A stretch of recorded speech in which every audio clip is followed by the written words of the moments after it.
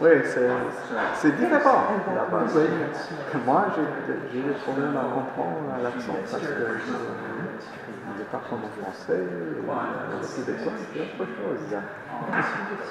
Mais j'ai vu un Québécois, l'honorable Stéphanie, qui était venu donner une conférence à l'université où j'étais.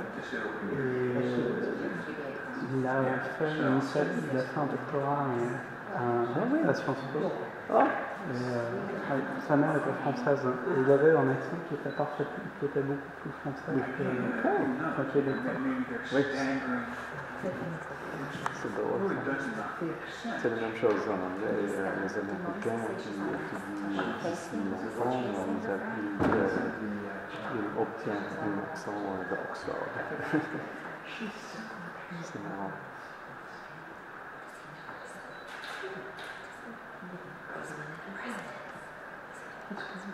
Ta femme est associée avec une école? Alors, au début, elle est venue avec la Sorbonne, oui. Mais maintenant, elle est conservateur de bibliothèque. Donc, bon? Oui. Elle va démarrer une thèse l'année prochaine à la Sorbonne. Elle a fait l'école de Chartres. Oh, ok. De Chartres? Excellent, excellent. C'est topographie, des choses comme ça? Non, c'est plutôt les manuscrits. Ok. au département de l'industrie de la bibliothèque nationale. À garder, conserver. Oui, les valoriser. Parce que mon fils est très intéressé aux choses de bibliothèque. Il fait en même temps des études de sciences de bibliothèque à Syracuse University.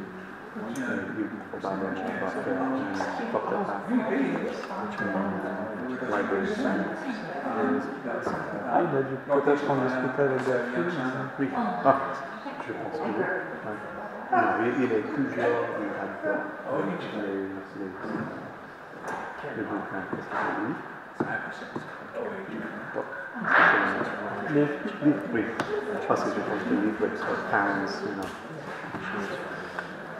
Oui, il adore toujours.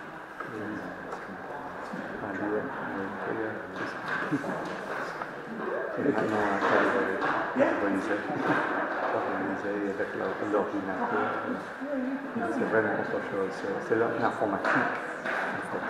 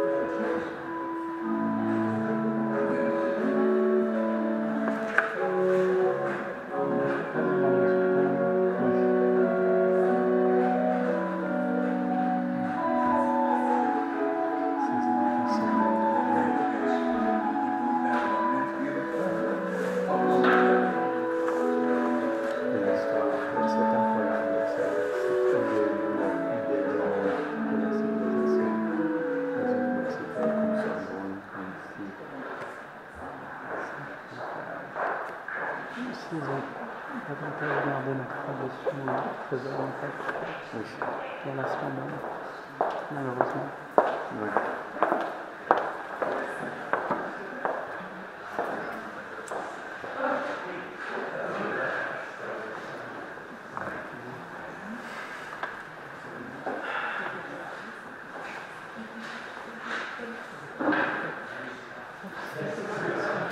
Et vous faites pas une journée?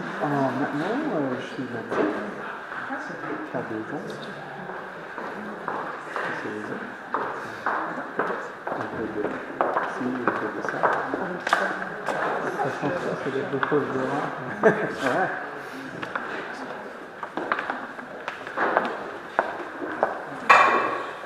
Qu'est-ce que vous faites aujourd'hui? Je suis consultant en affaires publiques, en communication politique. Et en ce moment, je suis officier de réserve. Je travaille pour l'armée. L'armée? Comment est-ce qu'on peut communiquer au monde que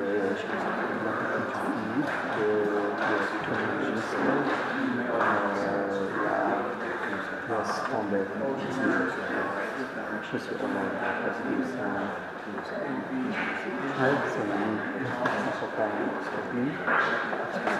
c'est assez difficile à aux États-Unis, nous sommes le mot spin.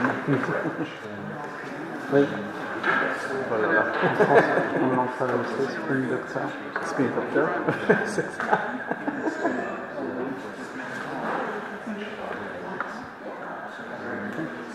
Vous êtes presque le même métier, j'essaye de trouver des gens qui ont des problèmes en termes de réputation, faire que leur santé s'améliore. Je crois que votre activité est plus noble et plus utile.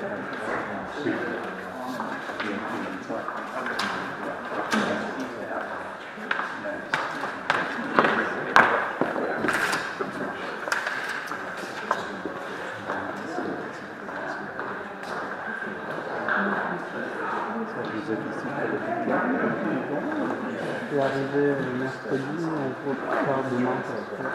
Demain? On travaille tous les deux lundi. Et tout de suite, production? Tout de suite? Tout de suite, oui, au bord de la mer. c'est la vie, c'est les grandes vacances. Oui. Oh, donc, on travaille vraiment. Oui. Ah.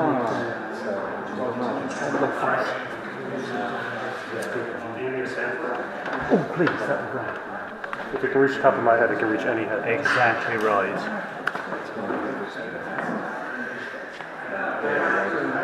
Actually, that's not too bad. I don't want to move it up too far because then we've got the light from the window. That'll do, that'll be fine. Thank you. Est-ce qu'il y a d'autres de votre famille ici? Non, je suis seul à avoir plusieurs de dotation. Mais les parents sont occupés. Donc ils vont suivre par vidéo.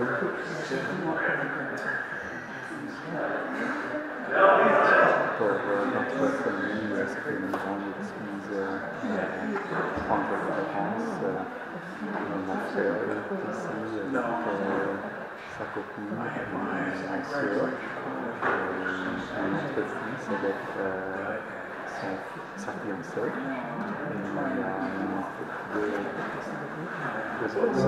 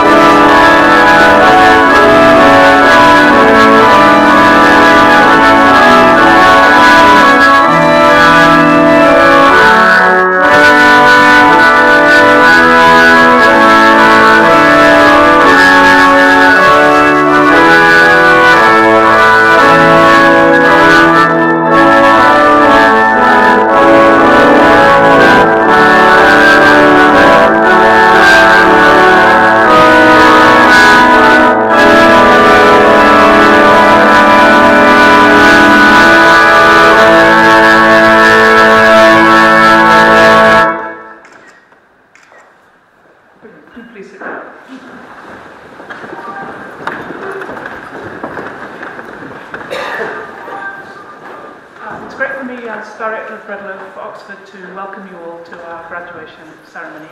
There are a lot of speeches today, so I'm not going to give one. But I would thank you for your forbearance so far in not using flash photography. If we could keep that up for the rest of the commencement service, that would be great. Thank you. And I also have a message for us from Vermont, you'll be pleased to hear. There's a sort of inverse colonialism has happened here. We are the sort of colonial outpost and they are the mother country. So they've sent us a message. This is from Emily Bartels. Congratulations, she says, from the mothership. Graduating from Breadloaf is no small accomplishment. You have worked hard against all odds, not only to earn your degree, but to press your thinking and writing and speaking almost to their breaking points. I'm sure, she says, no one will be sorry if, on the other side of your degree, you advance in your career and make more money than you did before. But I know what you know. You are here because you want to be smarter, to see into the life of things more deeply, provocatively, and powerfully. And you know what I know. There is no better vehicle than the study of literature and language. Keep reading, writing, thinking, learning, and although you think you are leaving us today, you will always be part of Breadloaf's remarkable learning community. Bravo to you all. Go forward, do great things, and keep in touch. There are going to be a lot of thanks to a lot of people this afternoon, but I just want to start by thanking the Breadloaf Oxford faculty for 2014. I think I'll read their names out. So, Michael Cadden, Lars Engel, Stefano Evangelista, Christine Gerard, Jerry Johnson, Holly Laird, Peter McCulloch, and Vance Smith. Thank you to all of them for their work over this summer.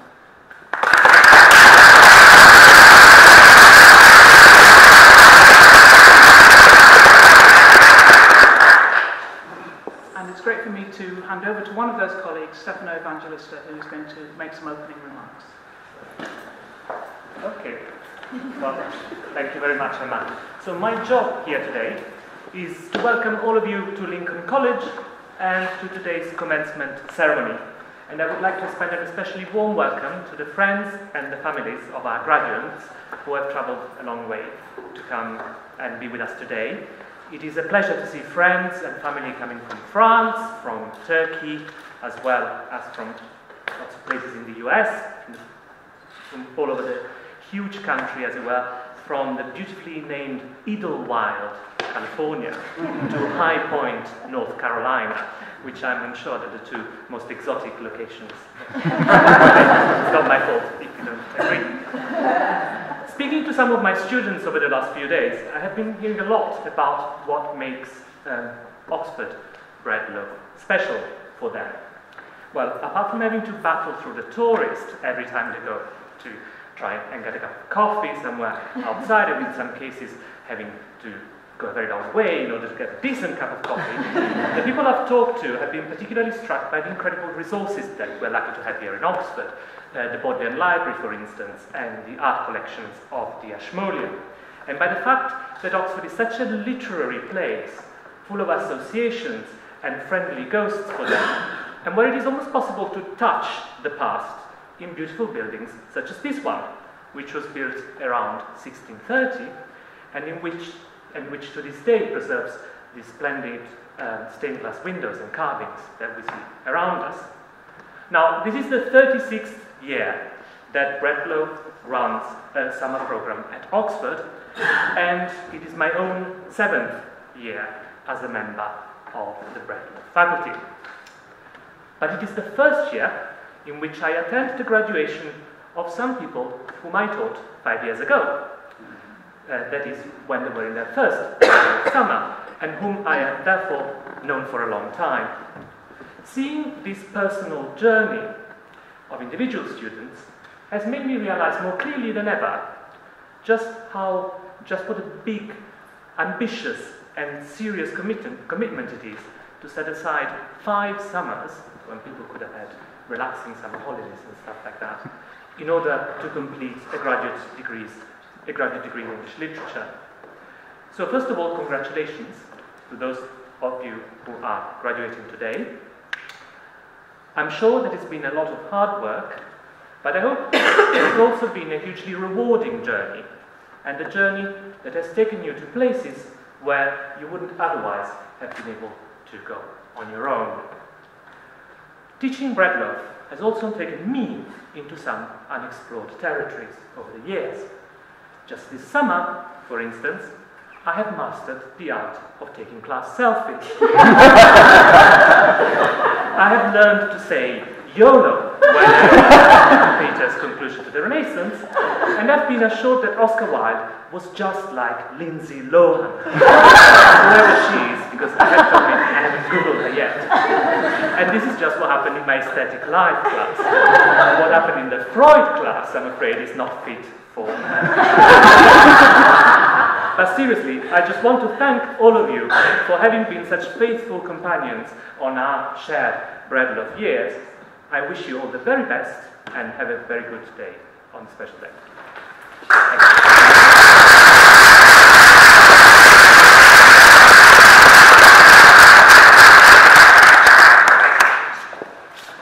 It's the job of the graduating class to make the arrangements for their commencement. And I've been very interested in the way that they have apportioned the tasks. A little bit later on, you will see me doing the tasks of at least 2 people in this ceremony. But before that, we will see 3 people do 1 task. We've got 3 class presidents this year. And I commend that to you as a model, perhaps, for your great democracy. It seems to me a good deal of money could be saved if anybody who wanted to be president and who was not immediately debarred from doing so by the assembled company could become president. We're delighted, though. I think having 3 presidents is actually a testament to the strength and the numbers of this graduating class. And so I'm going to ask Samantha Chaplow, Sturdy Knight, and Jake Morley to speak as co-presidents of the class of 2014.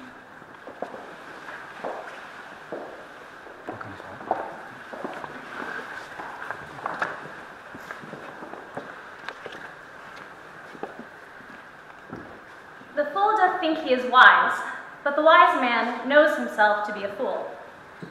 It takes a very particular type of person to be a Breadloaf student. One ambitious, dedicated, and some may say foolish enough to devote on average 5 summers to the study of the written word. For a Breadloafer, merely getting a degree is not enough. A Breadloafer wants an experience.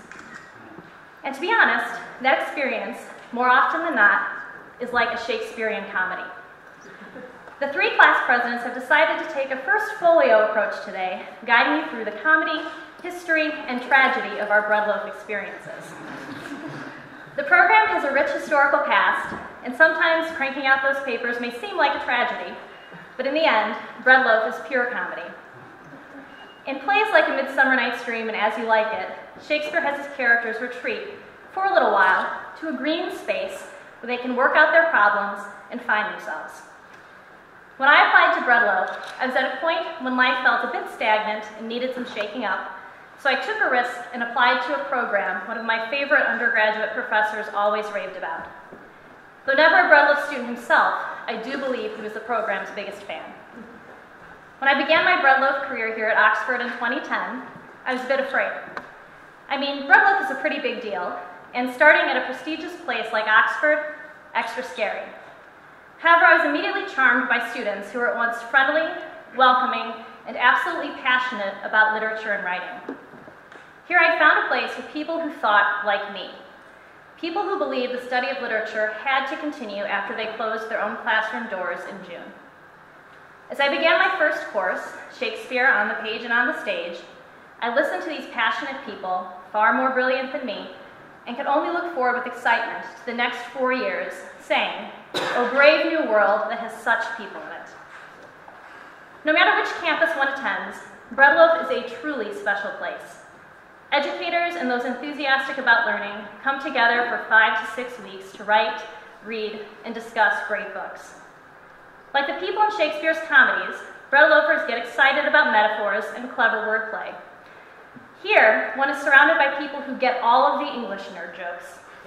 Yes, I mean you who named your pub trivia team Hot Bod, and you who wanted to determine who would win in a celebrity death match, John Ruskin or Walter Pater. Like all good comedians, breadloafers must master the fine art of the insult, mostly when inebriated individuals in Brasenose Lane decide to let loose their inner Beyoncés and sing at the top of their lungs under your window at 2:30 a.m. And like all great comedies, Breadloaf has its songs, whether through the suppressed desires and saddle-up dances, lessons and carols here at Oxford, or the midnight dance parties in the library at the Vermont campus, completely necessary for those of us pulling all-nighters to write Chaucer papers. And like Shakespearean comedies, we end with a party, sometimes even a wedding. I think we can name at least one married couple who met while students at Breadloaf. When it comes down to it, we work hard, but we laugh harder. And in the end, we can only shrug, look at each other, and state, "Lord, what fools these mortals be." There have been more than a few moments when, stuck in the throes of paper writing, I imagined the Breadloaf powers that be looking at my work, considering their acceptance of me into the program, and saying, "Come, I will have thee, but by this light I take thee for pity." But I've learned, too, that Breadloaf is a place of immense love and support. Professors become colleagues and collaborators in discourse, and fellow students become one's biggest cheerleaders. I can say with the utmost sincerity, Breadloaf and the people in it have had far more of an impact on who I am as a teacher than anything else. What makes Breadloaf special is the people and the impromptu discussions we have about Shakespeare's folio, the modern novel, aestheticism, romantic poetry, and how exactly we're going to take all this wonderful and reproduce it for our students. Here, these discussions emerge naturally over dinner, or coffee, or even on a bus. It sometimes seems an idyllic place with a magic of its own, and I often find myself wondering, are you sure that we are awake? It seems to me that yet we sleep, we dream. Try as we might, we know, when we go home, we will never quite be able to duplicate this magic. The magic of the green space that is the forest, the desert, the mountain, the bodleian. But man is a giddy thing, and this is my conclusion. Our revels now are ended. These are actors, as I foretold you. We're all spirits and are melted into air, into thin air. And like the baseless fabric of this vision, the cloud-capped towers, the gorgeous palaces, the solemn temples, the great globe itself, yea, all which it inherits shall dissolve, and like this insubstantial pageant faded, leave not a rack behind. We are such stuff as dreams are made on, and our little life is rounded with a sleep. But not to worry, this is not the end. What's past is prologue.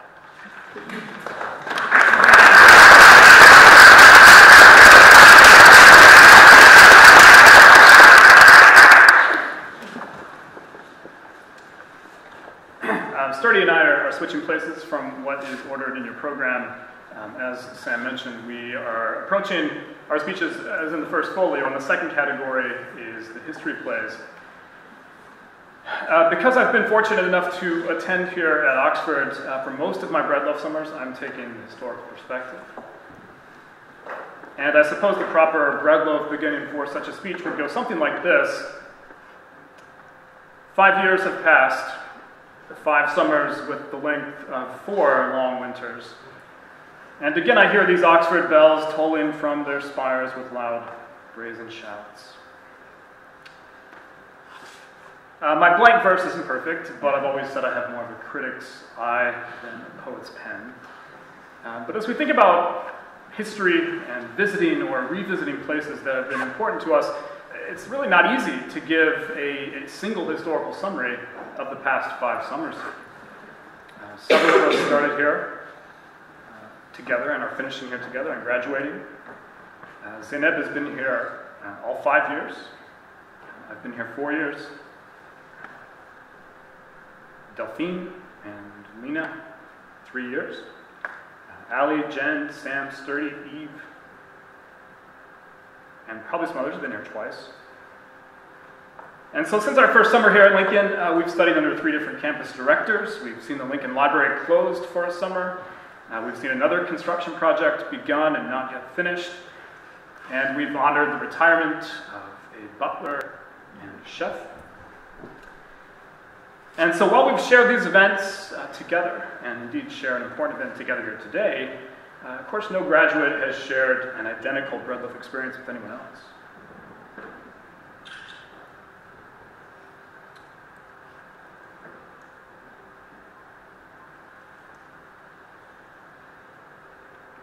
I think my memories of Oxford Breadloaf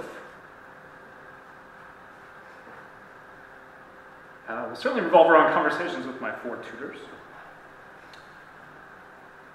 Sunday mornings at St. Mary Magdalene, evensong to Christ Church, cups of tea in the JCR, solitary runs in the parks, walks to the perch, milkshakes, and moo-moos. And each of you, I'm sure, have memories that are different and special to you.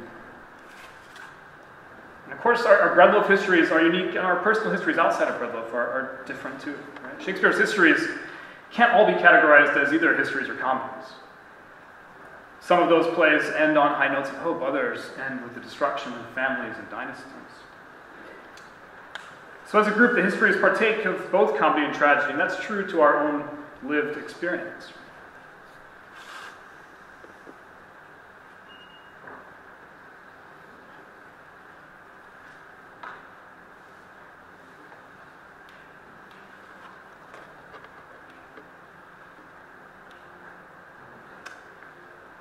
In my own life, the past 5 years have dealt tragedies.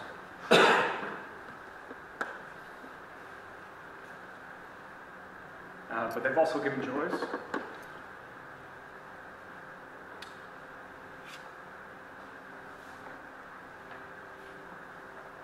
And for each of you too, I'm sure the histories of your Breadloaf years have enacted tragedies and comedies as profound and meaningful, though also as individual as my own. So there's much that we do not share with each other that is unique, and much is made of diversity in today's world. But there's something to be said for unity as well. And I think we've been fortunate in our Breadloaf experience to enjoy, at least to some extent, a unity of purpose, while we've each had our own unique experiences. I do think you'd have to search long and hard before you could find a community of people who share a more authentic dedication to literature, a more authentic passion for literature, and who more greatly value its wisdom or admire its beauty or thrill at its artistry. And so though we each live with different beliefs and different convictions, I'm happy that we, for a few brief weeks each summer, have shared a history of diverse reading and writing in common. And that at least this summer we've done so in this place. That, as Stefano said, lets us feel connected in some small way to the works and the lives of so many great ones who have been here before us. But as our own Breadloaf chapters get consigned to history and we have to rely on our memories to be dwelling places for all the sweet sounds and harmonies that we've experienced here. We do thank those who have enabled us to pursue these studies, our parents, our spouses, our friends, our co-workers. And we thank our teachers who have so graciously added to our knowledge and skill. So graduates, I pray your future histories will contain more comedy than tragedy. And like Wordsworth, I hope that all which you behold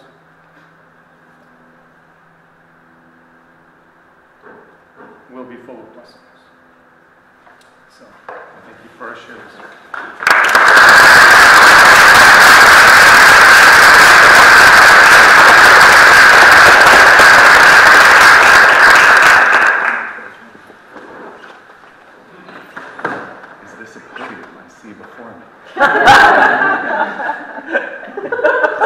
And so to the tragedies. If you have tears, prepare to shed them now. You all do know this mantle. We are leaving Breadloaf. It is over. like Hamlet, we will not be returning to our studies. By the time the final curtain falls tomorrow morning, Grove Quad will be littered with bodies. Not dead, just recovering from high table. We have accomplished much and triumphed over struggles that at times seemed insurmountable. I know that everyone here has spent more than one late night staring hopelessly at a half-finished draft, knowing that it is a tale told by an idiot, full of sound and fury, signifying nothing. And yet we have fought on, even though a whole forest's worth of books stand outside our gates, and we are opposed by foes of no woman born, the weird sisters of theory and criticism and rhetoric. And somehow, incredibly, we have won. The light of reason has shone through. Our missives have found their intended recipients and been understood, avoiding the threat of mutual suicide. If we have been betrayed and blinded, it is only by our own doubts and fears, not our relatives. Our purposes have not been mistook. They have not fallen on our heads. Everybody lives, apart from a minor character who got eaten by a bear in the third act, but no one really cares about him. And yet, our victory is not without cost and a certain bittersweetness. Our reward for all our faithful service is banishment. Honorable banishment, but banishment still. Nothing remains to stay our departure from Elsinore.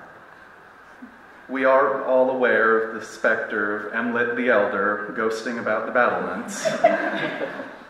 But that spirit to most of us stays dumb and fades in the russet light of dawn. We can all be masters, but all masters cannot be truly followed. Take pride in what we have accomplished, Breadloaf. Take a moment, just for today, to rest on your laurels. What, should I don this robe and trouble you? Give me a staff of honor for mine age, but not a scepter to control the world. Tomorrow is soon enough to aspire to further great deeds. Enjoy the banquet and ignore the ghosts. Then we will return to our classrooms, our offices, our work as teachers, writers, scholars, and masters. I know we will acquit ourselves nobly in all these things, bring honor to our houses, and try not to murder the king. So thanks to all at once and to each one, whom we invite to see us crowned at Lincoln.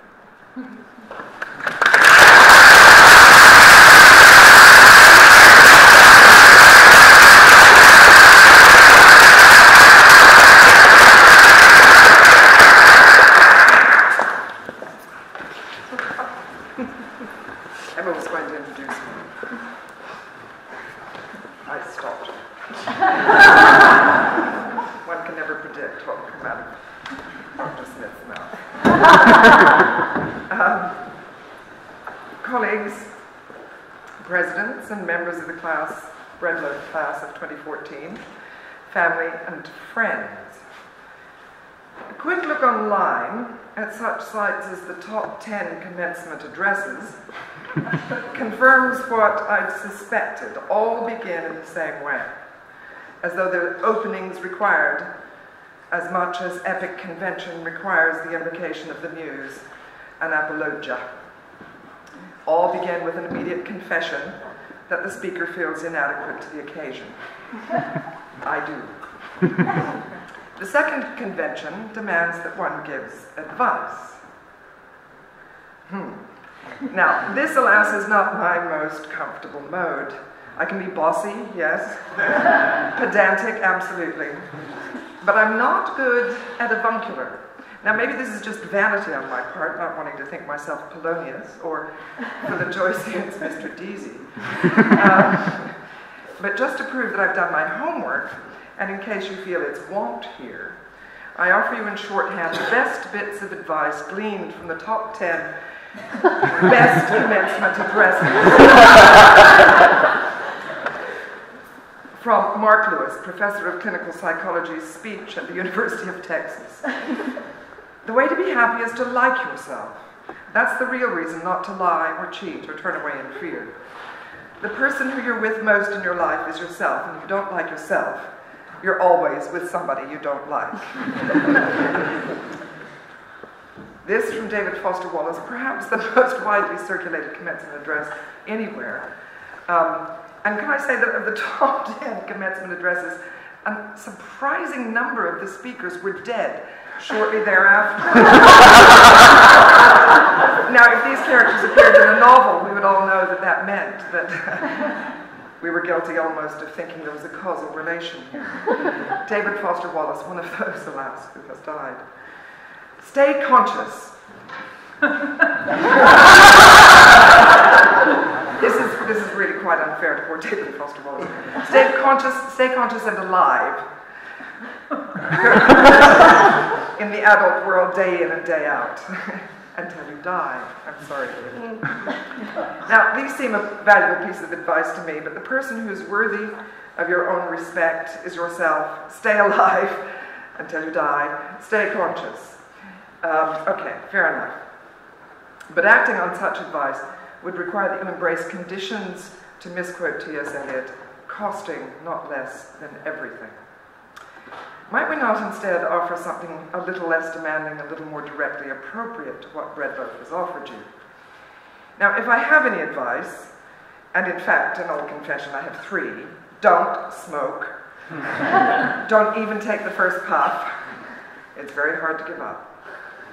Okay, that's number 1. 2, if you're going to read Breadloaf essays in the sun for hours at a time, don't look down and sit in the same position, or you end up with stripy white marks on your neck. And number 3, and this is the most useful piece of information. Well, don't smoke is pretty good, but it's this. And as I thought about this, I thought it would have been more useful to you at the outset rather than your departure. As a ready reckoner, if you're trying to figure out how hot you are, Americans in Europe, 28 degrees Celsius is 82 Fahrenheit. Perfect little chiasmus. 82 is 28. well, not quite. It's 27.7777 repeating to infinity, if you want to be pedantic. Okay? Useful? Good, because that's the end of my usefulness. Bye. Perhaps we might put the matter slightly differently. Instead of thinking about advice, what has Breadloaf, the Breadloaf School of English, English itself, of which you are now, I hope, deservedly all masters, and what has Breadloaf offered? I want to propose today that if you've attended carefully, stayed fully conscious, a la David Foster Wallace, it has offered you something really very simple, a certain loss of innocence. Now let me explain. In Meditations of a Hobby Horse, E.H. Gombrich, the great and now somewhat controversial art historian, claimed that the innocent eye sees nothing. What Gombrich means, as Frank Kermode paraphrases him usefully, what we see, or we see what, in one way or another, we are disposed to see. And what disposes us is primarily culture. What we see is what tradition enables us to see. Thus, the representation of reality is a task for 2, artist and spectator, the latter enabled to read the signs of the former by having become acquainted with the tradition. The claim then is this: in order to see, to become real spectators, or in our case readers, we must lose innocence, must learn what tradition has to teach us and what it enables us to see. To understand art, literature, music, we must read, we must learn the code, acquire the language, become masters, if you like, see the thing in front of us as it comes from an immediate context and a long tradition. Now this Breadloaf has offered you. For 5, not necessarily continuous years, it's provided you the chance to learn to read the signs, to lose your readerly innocence. Thus, Breadloaf has offered a series of enabling moments, if you like, spread across years and interspersed with real life, moments in which you might lose innocence and begin to see. Okay, but see what? Literature. Okay, but what's that? Poetry, fiction, drama. So what's the use of that, we ask, in an age when education's value is increasingly being measured in terms of usefulness? What can be useful about poetry? Marianne Moore, great American poet, at least asserts that it is useful, that is. In the first unredacted version of her great poem, Poetry, she suggests that the value of these things, specifically of poetry, is that it is surprisingly useful. It's not, she says, that we can write papers, even Breadloaf papers with their passion and erudition, not that we can write papers about it because it is useful. I too dislike it. There are things, the it here, of course, being poetry. There are things that are important beyond all this fiddle. Reading it, however, with a perfect contempt for it, one discovers in it, after all, a place for the genuine. Hands that can grasp, eyes that can dilate, hair that can rise if it must. These things are important, not because a high-sounding interpretation can be put upon them, but because they are useful. If this is so, and it is not self-evidently so, of what might such usefulness consist? What can literature be used for? Now, W.H. Auden famously claimed, or so we're often told, that poetry makes nothing happen. Can both Moore and Auden be right? Poetry makes nothing happen. This in his famous eulogy for W.B. Yeats. Sorry, elegy for W.B. Yeats. The position of the speaker is intruding. But let me read the immediate context in which this purported claim is made. For poetry makes nothing happen. It survives in the valley of its making, where executives would never want to tamper. Flows on south from ranches of isolation and busy griefs, raw towns that we believe and die in. It survives a way of happening. Now, the poem, as I said, is most often cited in truncated form to suggest that poetry can do nothing, it can make nothing happen. But to quote only this is to sever the line from its context. Poetry cannot change, perhaps, political regimes.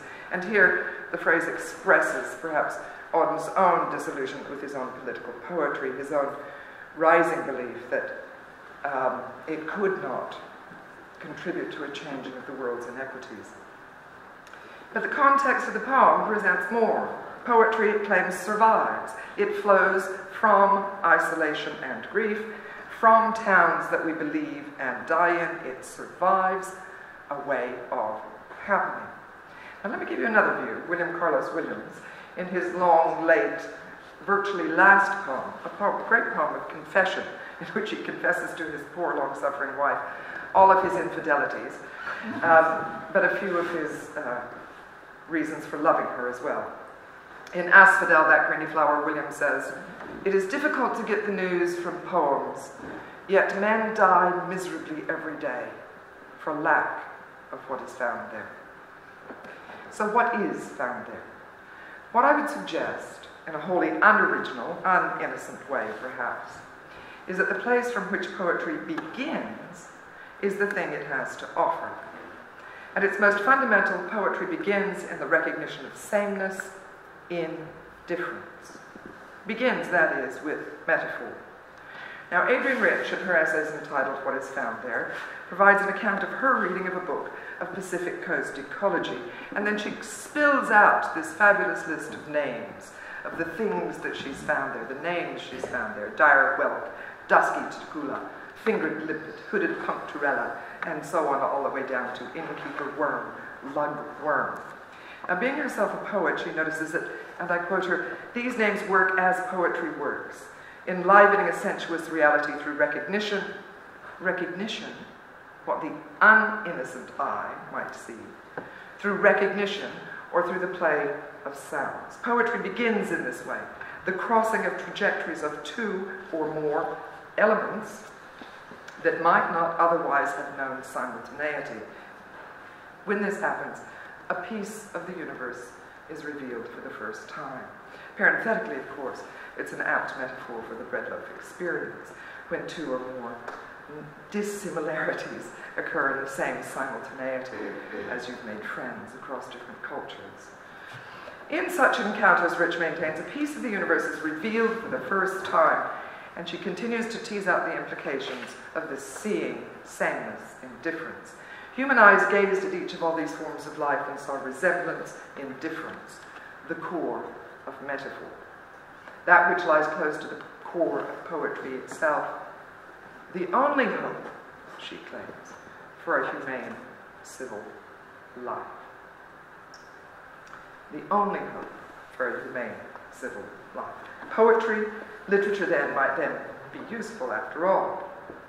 And I quote again, most often someone writing a poem believes in, depends on, a delicate vibrating range of difference, that an I can become a we without extinguishing others, without diminishing others. That a partly common language exists to which strangers can bring their own heartbeat, memories, images, a language that has learned from the heartbeat, memories, images of strangers. Now, our loss of innocence enables us to read, truly read. If that is so, it also opens us to the world of others. And if we're attentive, respectful, both aware and wary of our own voracious egoism, and determined to set it aside, an I can be a we without extinguishing others. The danger, of course, is that the I overwhelms the you in its race for the we. Minnie Bruce Pratt, American Southern lesbian poet, discussing the white Confederate diarist Mary Boykin Chestnut, remarks Chestnut's comment that she had listened to black church music as if using black people to weep for me. To this, Pratt objects, though admitting that Chestnut's remark first allowed her to see something that she'd never been quite able to name herself. Finally, I understood that I could feel sorrow during their music and yet not confuse their sorrow with mine, not use their resistance for mine. I needed to do my own work. And I can become a we without extinguishing others. In another context, this a discussion of fiction, Arturo Islas has written, and in so doing claimed what many of those of us who read or profess literature hope to be the case. The great justification for the act of reading and writing fiction is that through it we can be disciplined and seduced into imagining other people's lives with understanding and compassion, even if we do not identify with them, perhaps. But beware the cautionary word seduced. And remember Mary Chestnut, who imagines she understands, but who really merely uses that is, others' pain to channel their own. This is, I think, always the danger, that we lose the difference and imagine only ourselves.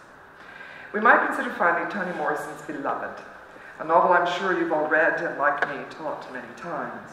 And what I perpetually find with students, especially young students, is that having discovered that in reading novels, they might come to identify with the heroes and heroines of those novels, they find it difficult not to do so. Instead, they appropriate those stories, lock, stock, and barrel to their own eye. But this story, Beloved, is not their story. At least, not the story of the privileged white kids who in droves come to Oxford, or to many of the elite schools at which many of you teach. Or rather, Setha's, Denver's, Paul D's stories are not theirs, or ours, if we, Breadloaf teachers, Oxford faculty, teachers all, most of us white, have a place directly in this novel. It says the white school teacher, of whom it is claimed nothing in the world more dangerous than a white school teacher. Our part in this tale is that history, a history of power misused and of unspeakable violence, and our place in it something we can only see if we recognize difference. Beware, the balance to be struck is precarious. Imagining, understanding, opening a space in the imagination for similarity and difference to meet, but not swooning, not swamping, not devouring the other to gratify our own pride in ourselves and our capacity for understanding, to gratify our own egos. Yet none of this absolves us of the imperative urged in Beloved's final line. This is not a story to pass on. This is not a story to pass on. This is, that is, not a story to ignore, nor is it a story to pass to future generations. And as white school teachers, we must acknowledge that where more power obtains, more responsibility follows, even if paradoxically that responsibility involves our own radical displacement from the center of this tale. So, a loss of innocence. I would say this is great compensation for those summers spent. A compensation because it is, remember, that the innocent eye knows nothing. Now, years ago on a similar occasion, I suggested that what Breadloaf every summer offered every one of you was the promise given by Geronimo in Thomas Gid's Spanish tragedy, which as Breadloaf graduates, of course, you've all read and know very well. You'll remember then that when Geronimo is asked to stage a play for his son's murderers, he jumps at the chance. Why then, I'll fit you, he quips. Both I'll give you what you want, or what you've paid for, so to speak, and I'll give you what you deserve, according to what best fits you, your just deserts.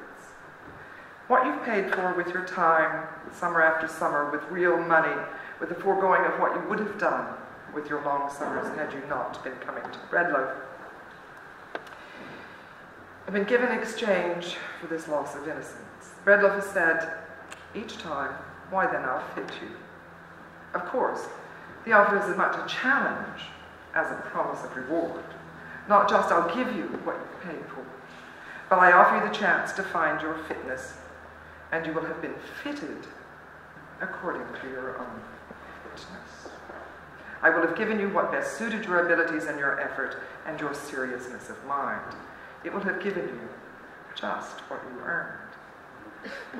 Now, my hope for you is that as you look back, for this is, alas, an end of sorts, you will discover that you found more than you hoped for, that you will have been found fit, and, as this is also a beginning, in some future perfect world, you will have remembered it.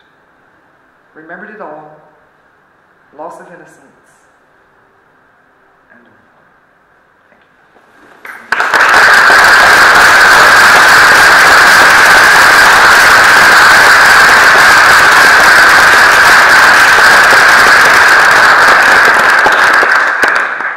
Now the part you've all been waiting for.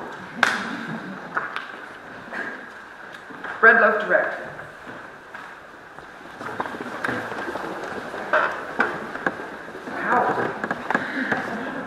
I present to you the following candidates for the degree of Master of Arts.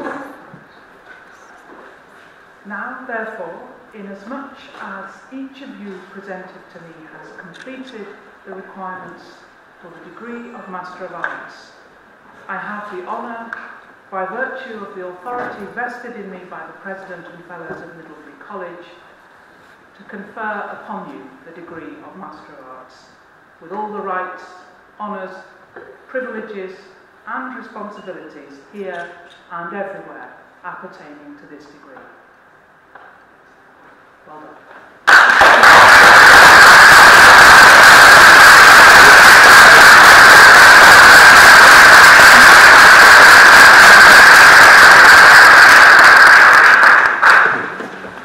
So what happens now is that each graduate comes up to get their certificate for the Master of Arts and their hood.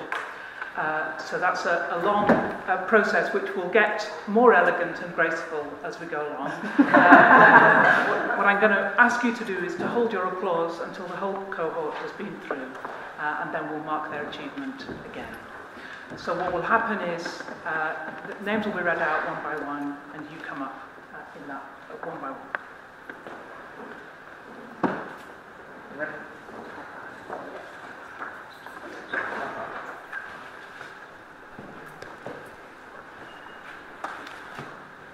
Sharon Martin Brown.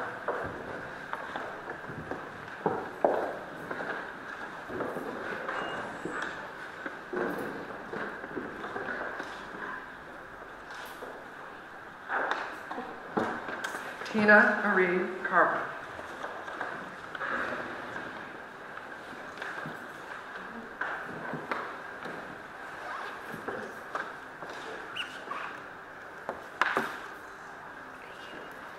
Samantha Ann Chaplin.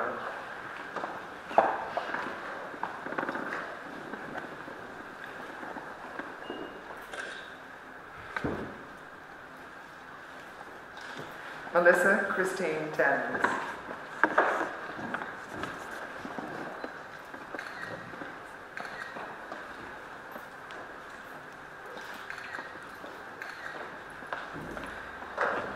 Mary Haberline Lanigan Dillon.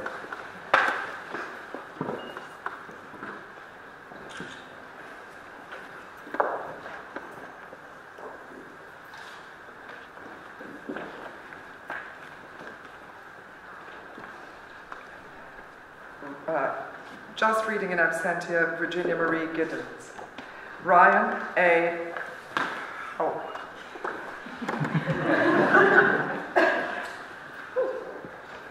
This is my own loss of innocence.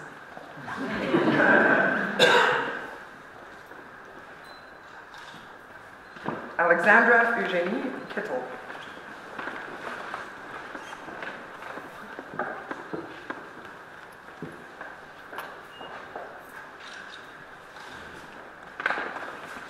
Samuel Sturdivant Knight.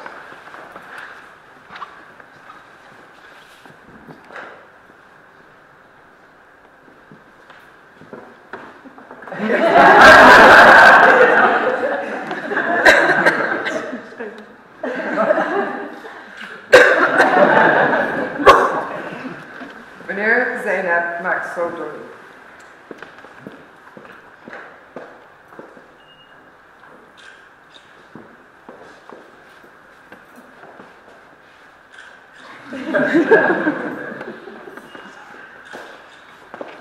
Meredith Elise Nicole.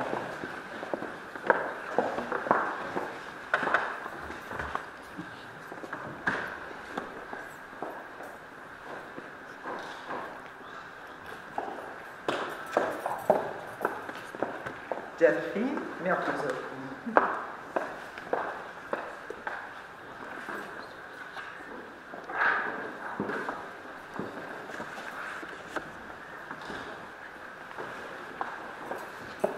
Lena Christine Molinari.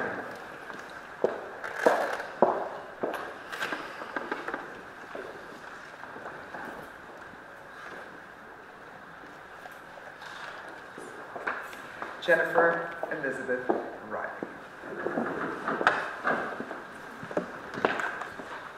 Oh, sorry. Sorry, Jake, I'll come back to you. I call it a ice. Yeah. Didn't we tell you, Jake? Yes, the bad news. I took yours. David Jacob Morley.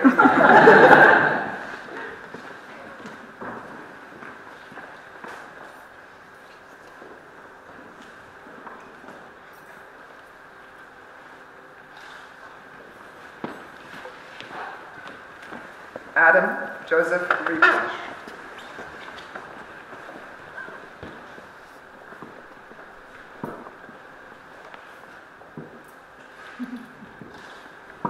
Ashley Renee Rosich.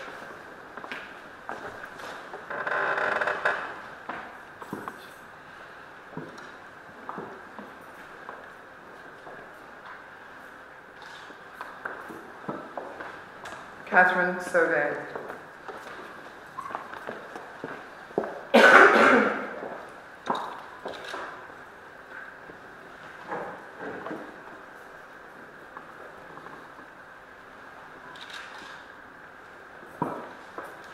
Taylor Rogers Scott.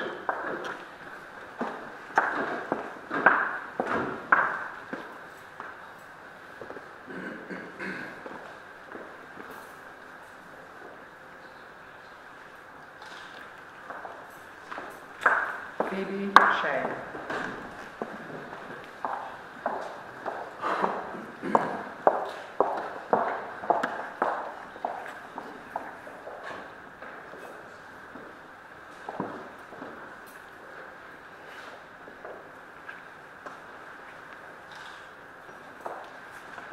Alicia Caroline Smith.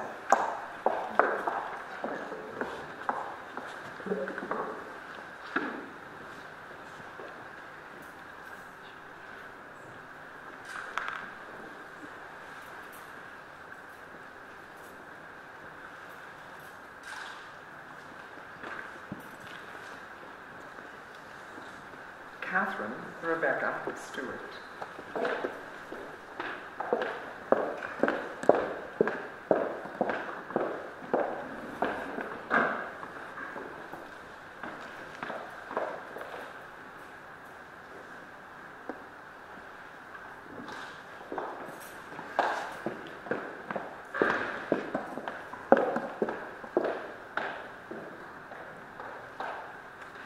Eve Tiro Baronet.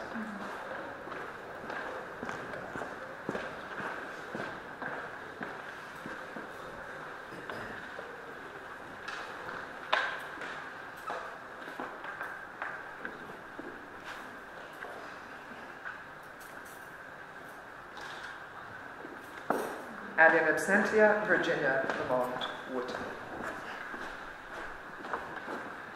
Safe.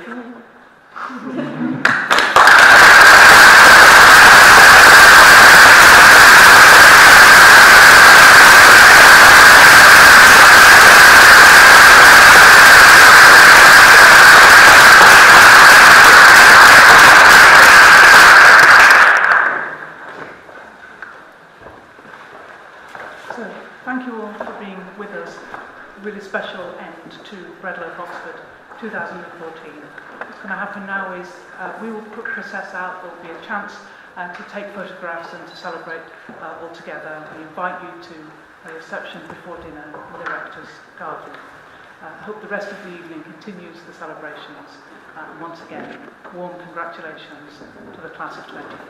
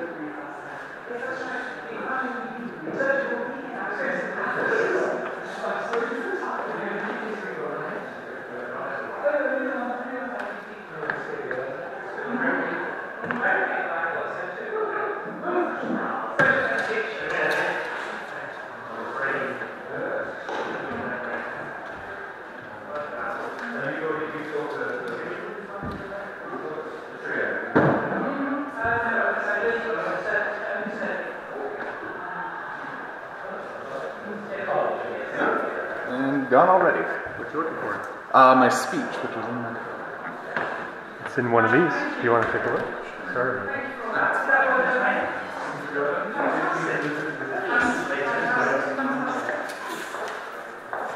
Slowly, well done. You did a really, really nice job there. That's